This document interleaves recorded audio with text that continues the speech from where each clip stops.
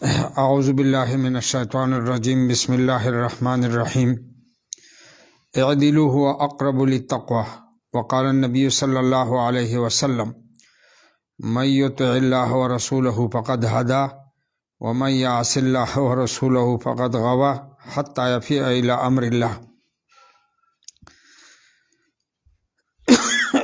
اس وقت پوری دنیا میں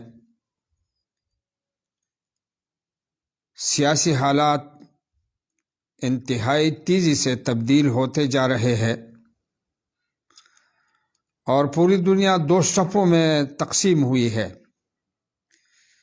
ایک صف بین الاقوامی سطح پر امریکہ کے ہیں اور دوسری صف روس اور چین کی ہے۔ عالمی حالات کے ہوتے ہوئے ہمارا ملک بھی دنیا کے ساتھ انہی حالات میں وہ دنیا سے بے نیاز ہو کر نہیں رہ سکتی، اور عالمی حالات کے پیش نظر ملک بھی اس وقت دو صفوں میں تبدیل ہو گئی ہے۔ ایک صف موجودہ حکومت کی ہے جو PDM کے جدوجہد کے نتیجے میں وجود میں آئی ہے، اور ایک صف اس وقت اپوزیشن کی ہے جو کہ PTI اور عمران خان اپوزیشن کے صف میں اس وقت کڑی ہے۔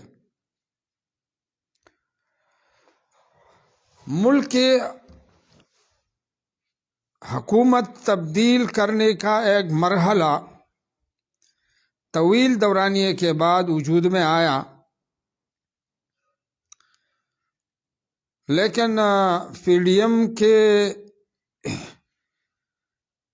اس وقت کی جو تبدیلی تھی یہ ملک اور قوم کے لیے وہ بہتر نتائج نہ دے سکے جن نتائج کے قوم کو نوید سنائی تھی، اور مہنگائی مزید بڑھ گئی اور ملک میں بدامنی مزید پھیل گئی۔ ٹارگٹ کلنگ اس وقت شروع ہو گئی ہے اور اپوزیشن بھرپور احتجاج پہ ہے، اور ملک کے اندر سیاسی طور پر انتشار کی فضا ہے۔ لہذا اسی صورتحال میں جمعیت علماء اسلام پاکستان جو اس وقت حضرت مولانا محمد خان شیرانی صاحب کے سرپرستی میں پوری ملک میں کام کر رہے ہیں، انہوں نے اس حوالے سے مشاورتی اجلاسات منعقد کر کے PTI کے مرکزی چیئرمین جناب عمران خان صاحب سے ملاقات کی۔ مولانا شجاع الملک صاحب اور ساتھی اس میں شریک تھے، اور محترم عمران خان نے اس وقت موجودہ ایجنڈے پر جمعیت علماء اسلام پاکستان کے اکابرین کو اعتماد میں لینے کے لیے اپنا بیانیہ ان کے سامنے رکھا۔ جمعیت علماء اسلام پاکستان نے آزاد خارجہ پالیسی، ریاست مدینہ کے تصور اور ملک کے اقتصادی مشکلات کو سامنے رکھتے ہوئے کہ اس وقت روس جو ہے وہ ہمیں 30% سے کم پہ گندم بھی دیتے ہیں اور تیل بھی دیتے ہیں، اور ملک کے موجودہ معاشی مشکلات ایسے ہیں کہ اس کے بغیر ہم حل نہیں کر پاتے۔ اسی طریقے سے ملک کے اندر کرپشن کا خاتمہ، جلد از جلد انتخابات۔ اس حوالے سے جمعیت علماء اسلام پاکستان نے اپنا اجلاس، مرکزی اجلاس اسلام آباد میں منعقد کیا اور اس میں فیصلہ کیا کہ غیر مشروط طور ہم اس بیانیے کے حمایت کا اعلان کرتے ہیں۔ مزید اگر الیکشن میں اکٹھے جانا ہے، اتحاد کرنا ہے اور ملک کی حالات پر اکٹھے سفر کرنا ہے تو ان کے لیے ایک ملاقات اسد قیصر صاحب جو سابق اسپیکر ہے اور علی محمد خان کے ساتھ مولانا شجاع الملک صاحب کے گھر پر ایک بھرپور اجلاس ہوا، اور اس اجلاس میں بھی تمام حالات اور موجودہ صورتحال کو سامنے رکھا گیا۔ اس کے بعد مولانا محمد خان شیرانی صاحب نے بلوچستان میں مرکزی کمیٹی کا اجلاس بلا لیا اور اس بات پر فیصلہ کیا کہ ہم اپنا ایک ڈرافٹ تیار کریں گے، اور وہ ایک ڈرافٹ تحریک انصاف تیار کریں گے۔ دونوں ڈرافٹوں کو آپس میں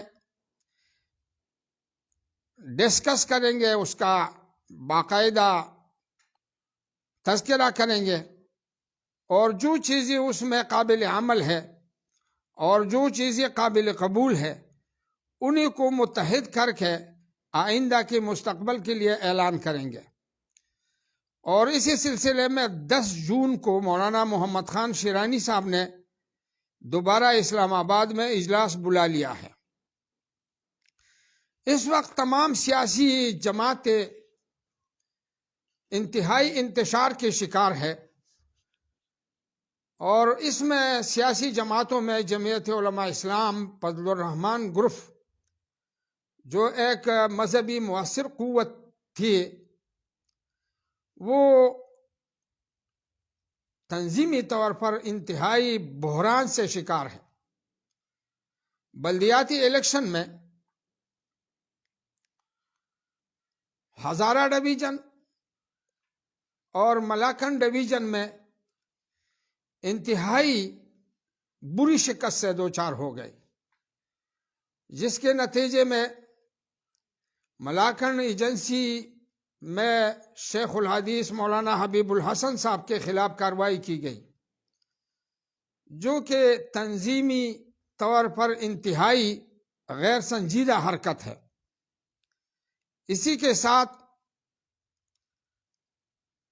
ہنگو ضلع کے تنظیم کو توڑ دیا گیا اور لوگوں کے خلاف انتقامی کارروائی کی گئی۔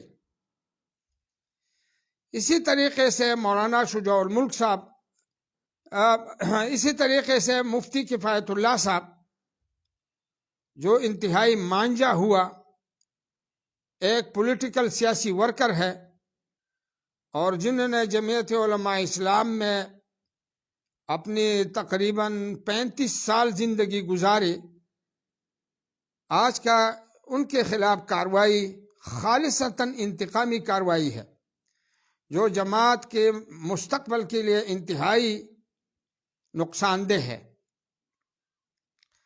ہم جمعیت علماء اسلام کے ساتھ اچھے تعلقات کے خواہاں ہیں۔ ہم جماعت کو توڑنا نہیں چاہتے، ہم جماعت کو ضابطے اور دستور کے مطابق چلانا چاہتے ہیں۔ اس وقت جمعیت علماء اسلام فضل الرحمان گروپ میں ضابطے اور دستور کے نام کی کوئی چیز نہیں رہی ہے، اور خالصتاً ایک خاندانی پارٹی بن گئی ہے۔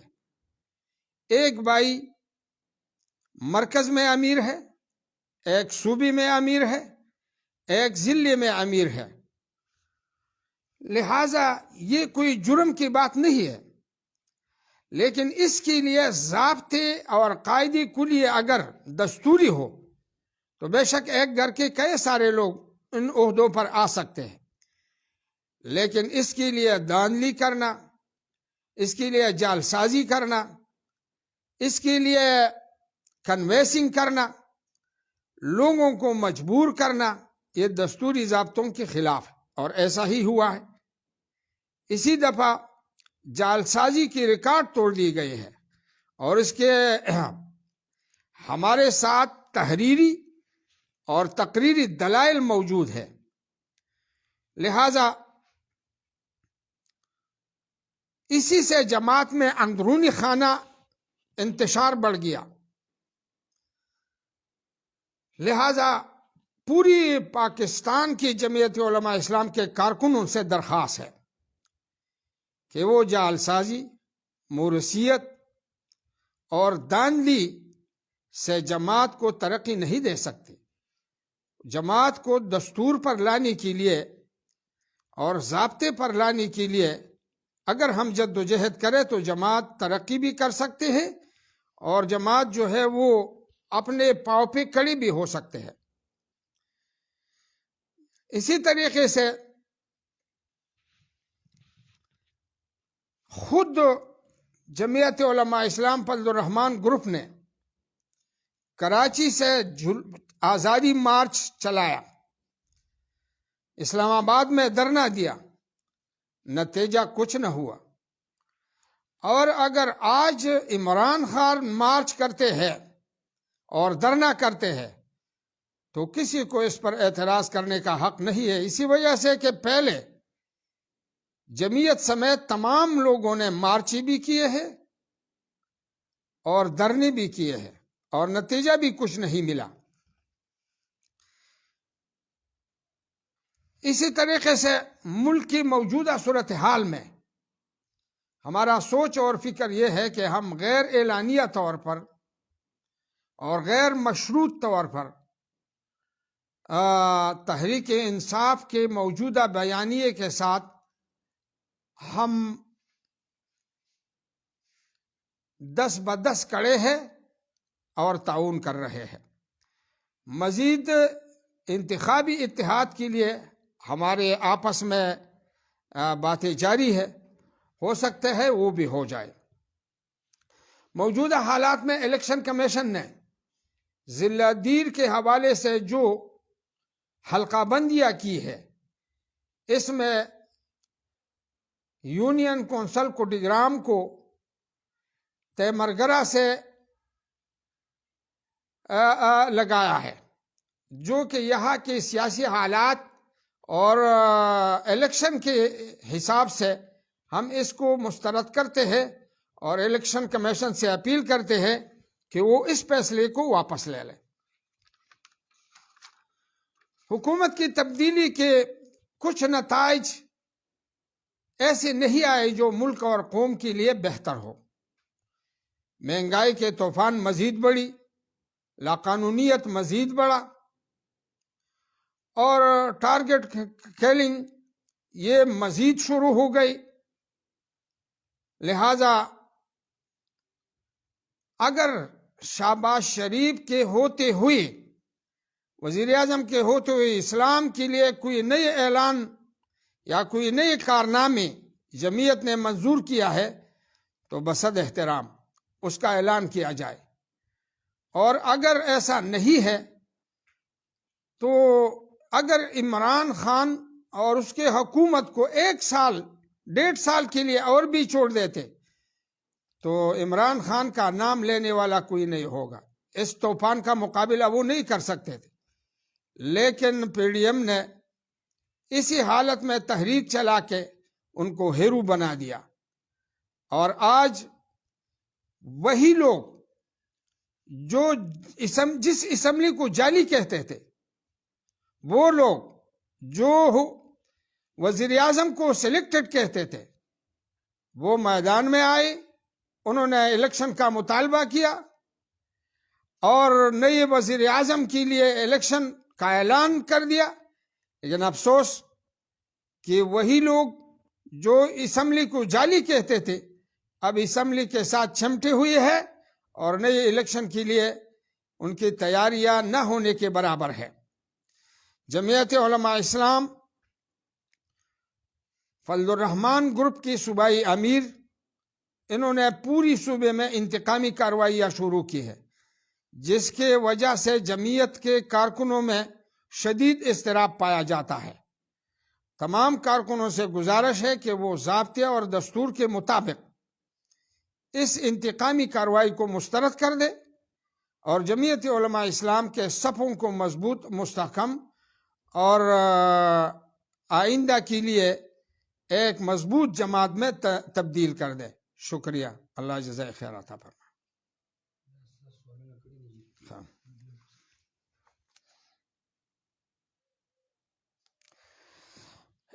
ایک ساتھی نے سوال کیا ہے کہ آپ اگلے الیکشن کس کے ساتھ لڑیں گے؟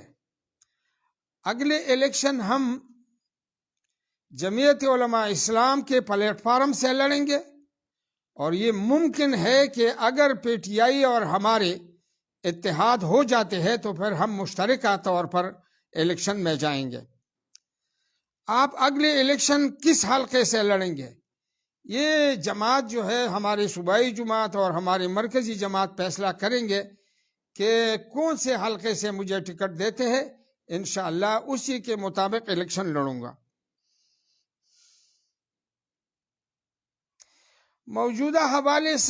موجودہ دور میں جو مہنگائی ہے، اس حوالے سے آپ کیا کہتے ہیں؟ سوال کیا ہے۔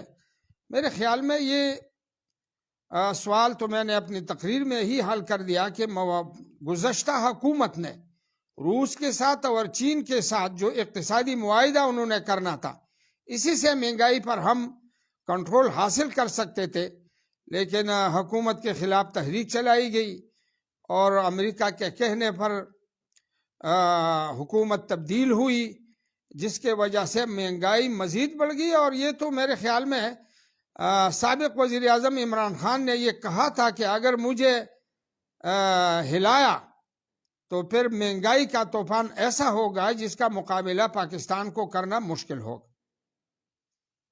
بس، مہربانی۔